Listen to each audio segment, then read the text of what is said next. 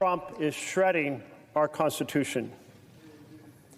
Is it okay for mass federal agents to arrest people off the street because of their skin color or their accent? No way, not in a free America. Okay for the government to cancel research grants to compel universities as to what they can teach? No way, not in a free America.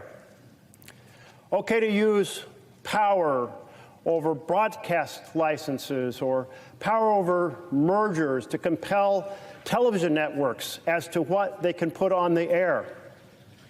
Not in a free America. Okay to weaponize the Department of Justice to go after perceived political opponents? James Comey, Letitia James, Adam Schiff, a member of the Senate?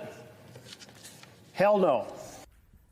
That was just part of Senator Jeff Merkley's marathon speech in protest against the authoritarian leadership of the Trump administration.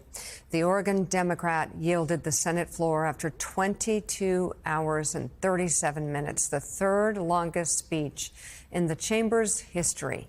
And Senator Merkley joins us now. He's a member of the Appropriations, Budget, and Foreign Relations Committees. This is his first national interview since his day-long speech. And Senator, thank you so much. I hope you're still awake. How are you doing? And who were you hoping would hear the main message of your speech? Did you have any reaction from your Republican counterparts? Micah, I was just determined to ring the alarm bells about the authoritarian takeover. What we have seen around the world is democracies no longer die because men with guns go in and take it over.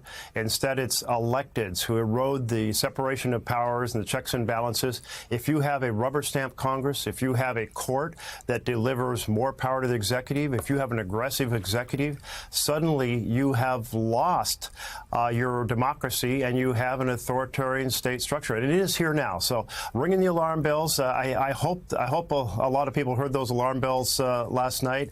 And it's so important that we continue kind of the voice that was put forward by the 7 million Americans taking to the street and saying no kings here in America, because we can't let this authoritarian structure get entrenched. Can I just ask, your Republican counterparts, you know many of them well. I do too.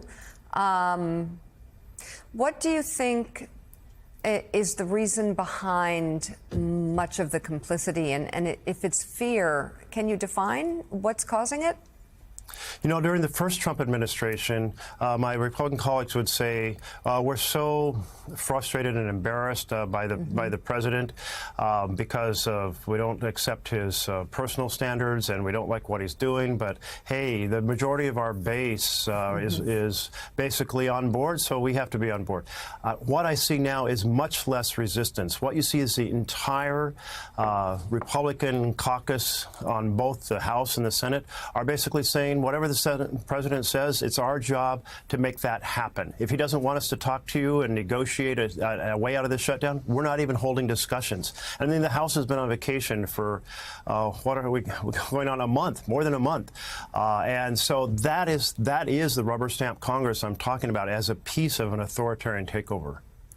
Senator, I started preaching very young, and but I've never imagined talking as long as you did. So congratulations on the oration, the feat that you did. But what it brought me back to is the basis of people like me that got involved in the civil rights struggle, and that is the morality that we're dealing with, the moral center.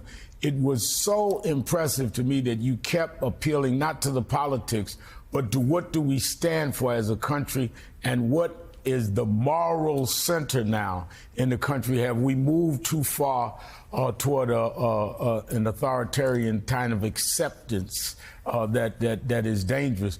Talk about that, and I believe, well, I'll ask you, that moral imperative was a lot of what motivated you to do this. You know, what really gave me the sense was I do a lot of town halls, and I have 36 of them each year. And folks kept saying, we don't like what we see happening with the attack on our rights in America, on free speech, on due process, on freedom of the press. Why aren't you doing more to do something about this? And I would say, well, here are the tools we have in the Senate, and we're using them all in this fashion. People say that's not enough. Find something else. Do something more. And what I've been, and they're right, and they've been haunting me to, like, what else can I do to use my voice as a U.S. senator? And you know, like, it is about values, right? It is about our freedoms, because that's what's under attack here. The idea you can be grabbed off the street because of your accent or your skin color, the fact that the government will use its power over licenses or permits to blackmail law firms and blackmail broadcast entities about what they can put on the air, and tell them what comedian can crack what kind of jokes. I mean, this is the encroaching authoritarian control that we have seen happen in country after country after country all over the world. It's a replacement of government by and for the people with government by and for the powerful, and it includes the president grabbing the power of the purse, constitutionally belonging to Congress, and take it and put it in the executive. And when that happens, you have that further, more powerful authoritarian executive, and we just can't let that happen. Senator, it's Lauren Leader. I think it took you 23 hours, and I'm guessing you feel that you probably could have gone longer. There was more to cover. And it does feel like Americans are really overwhelmed by just the vastness of the issues that are facing the country, the frustrations, several of which you just laid out beautifully. How do you think we can continue to help Americans stay focused on what are the most important issues when it does feel like kind of a five-alarm fire all the time?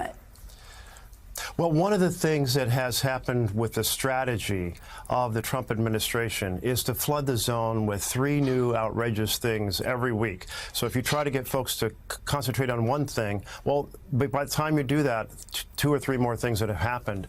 That is one reason that in this shutdown, we keep coming back to talking about healthcare, because 20 million people are going to face basically an average doubling of their health care costs on January 1st. They're learning about it now as they're getting their estimates for what their policies will cost. And when the Speaker Johnson says, I'm not sitting down to negotiate anything because there's nothing to negotiate, and I'm thinking, nothing to negotiate? You've got millions of people who won't be able to afford insurance because of the big ugly betrayal of a bill that you passed. You did this. You slashed health care to fund tax breaks for billionaires. You cut nutrition to fund tax breaks for billionaires. And when the Medicaid changes kick in, that's going to be equivalent to 15 million people losing health insurance, and that's now only, about 14 months out? There's a lot to talk about. Why are you on vacation? Why aren't you here talking to us? And now the president's, he's going overseas instead of sitting down. The leadership of the Democrats in the House and Senate asked him to sit down and negotiate before he left, and he refused. So we're in a very bizarre zone here. In a democracy, you're supposed to sit and talk to each other and try to work out a strategy to make the country work better, and they're AWOL. Democratic Senator Jeff Merkley of Oregon, thank you so much for coming on the show this morning. Get some sleep. Good to be with you. We appreciate it. Thank you.